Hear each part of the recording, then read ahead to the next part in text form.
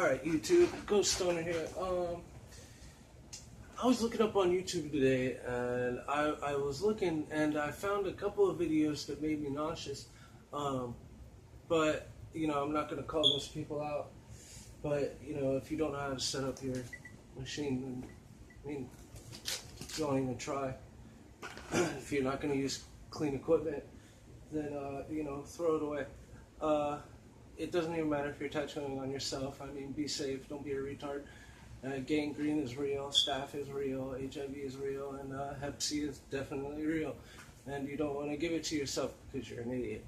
But, I've been looking at all these, reviews on one thing, reviews on another, reviews on coils, reviews on rotaries, I've even seen people trying to push their own product when it came to machines. But I'm going to go ahead and let the cat out of the bag here. And, you can go on Amazon and you can buy any frame. And I suggest going with a steel frame, because if you get an aluminum one, they're not bad. This is an aluminum right here. Actually, it's a brass, but it's set up in like an aluminum. It's got a heavy yoke right here in the middle. I don't know if you see that right in here, so that the circuit can continue. And depending on how many hertz you're putting through here,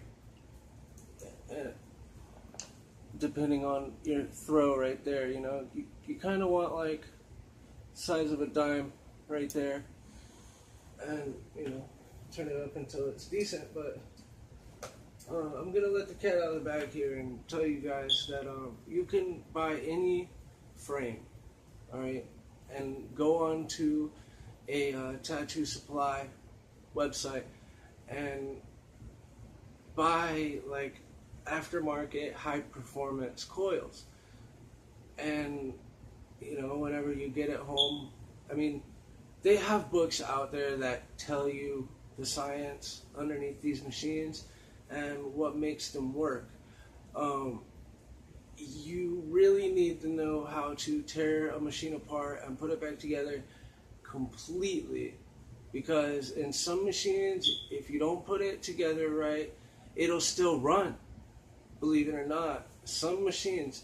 But if you're running let's say like you're running an aluminum machine, right, and you didn't put your rubber pieces in the right spots, or your plastic pieces in the right spots, that thing becomes an electrified fucking unit.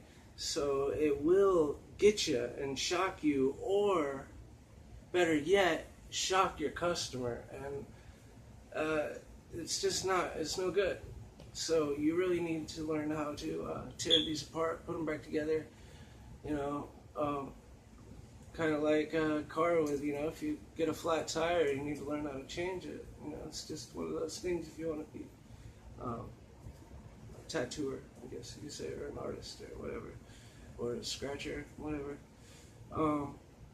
I really don't believe in the word scratcher. There's really good artists that I've seen that just straight up do it out of their house because they choose to be there. But I've also seen other work where it does look like they just barely scratched it into the surface, and it just looks horrible.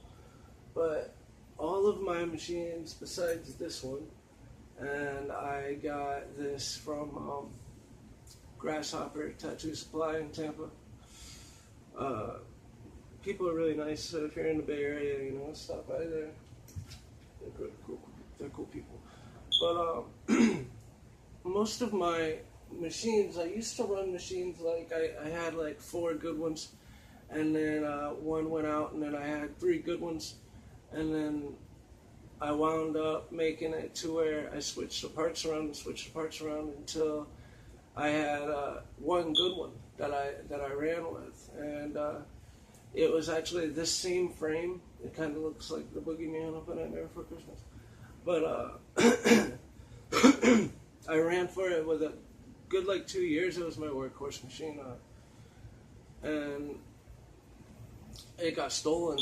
So I went online and I bought the same frame, and I went on a tattoo supply website, and I bought performance coils. I put them on there, and basically, believe it or not, I don't know if people are gonna fucking ride me for saying this or whatever. It's probably an industry secret, but you don't have to buy $400 machines. You don't have to buy $500 machines. You have to know how to build and tune your own machines. Like after you buy those coils and you slap it onto your $10 Chinese frame, you basically, if you know how to tune it right, you've got yourself a good machine, and you didn't have to spend no $500-600 for a name brand machine.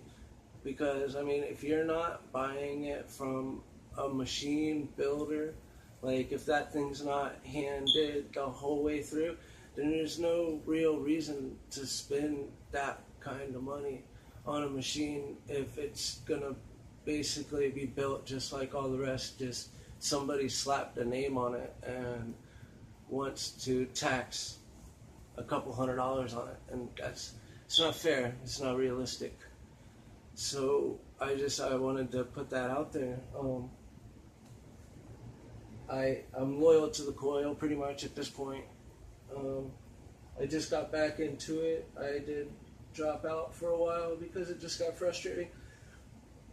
I went from shop to shop to shop, and like I understand that like being an apprentice is hard and whatnot, but some of these people are just outrageous. Like, okay, you're there to be an apprentice. You're not there to be a bitch.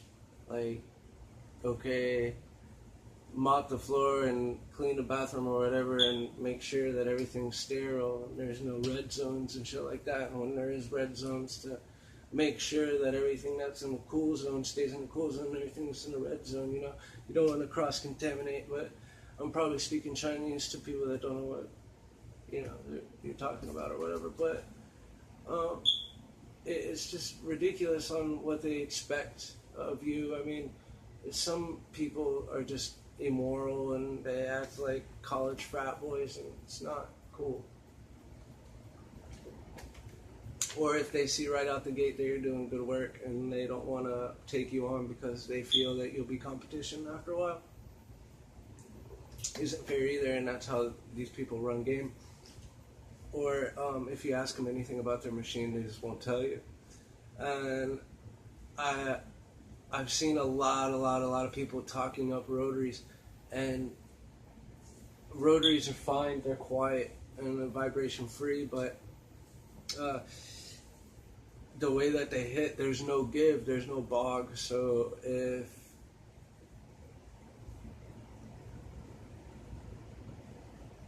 you don't know the equipment that you're working with, like the first time that I ever ordered from Worldwide Tattoo Supply and I got some quote-unquote premium mags, they were so fucking sharp that I went to run them like I ran any other mag that I was used to, and it cut right into my customer. It really scared me.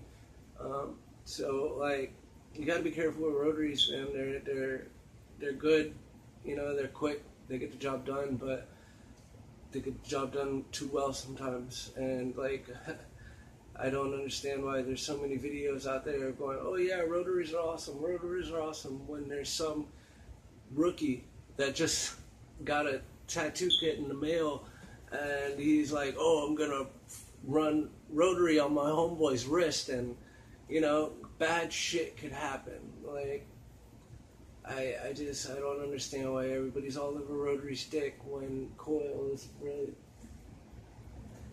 it's the OG, and it'll always be, you know, there's no other, you can't compare to the old coil. Like, it's definitely the old man of the industry. Like, you know, artists come and go, people come and die, but the coil is always going to be there as a stamp in the tattoo industry. Like, I don't think that the coil is going to get run off by the rotary at all. Like, rotaries are overrated, and really it's a design that came out of prison, you know, because all what you can make out of a cassette tape, all of those in-house tattoo machines from prison were basically rotary machines. So I wanted to put that out there. You know, you guys don't have to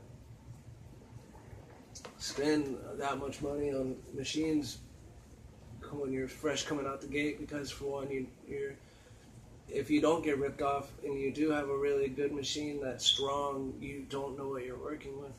It's like, you know, if you're shooting a gun and you know, you start off with a 22 and work your way up, you know, you don't fucking start off with a 357, you know what I mean? It's just, I don't think that people are being clear enough.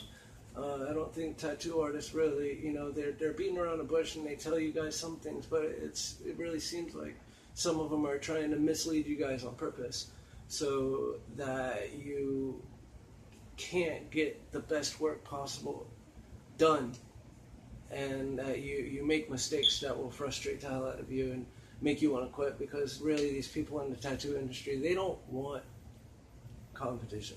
They're happy with their fucking $80 minimums, or Miami Ink, their $200 minimum. It doesn't matter the size; it could be the size of a quarter, $200, and that's just the way that shops are. They love them high ass prices. And they love sitting around and fucking getting fat off of people's money. So, just you guys don't have to spend all of this money. But at the same time, like, be careful with just buying these machines and plugging them up and running, especially with that misleading ass ink that it comes with. Like, when you guys get these machines, or I mean these kits, throw that ink away instantly. Like, the more that it comes with, the more dangerous it is. I swear, if it comes with 50 inks, that means that that's probably fucking fatal. Like, don't run that shit into anybody's skin. Not even your worst enemy. And you guys, like, the steel tips that the kits come with, fucking toss them motherfuckers.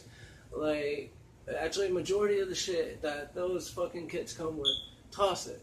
And if you're getting a kit and it comes with, like, 9 tattoo machines, you're getting crap. Like, at least, you know, look at these machines and, like, make sure that, you know, it's got this on top, because when it has them on the side like this one does, I got lucky with this one. I had to do a lot of fucking work to it. It used to eat shit up. My tubes, it used to fucking break them. But I've learned that if you go with the grip on top, it's always great. Fucking fantastic.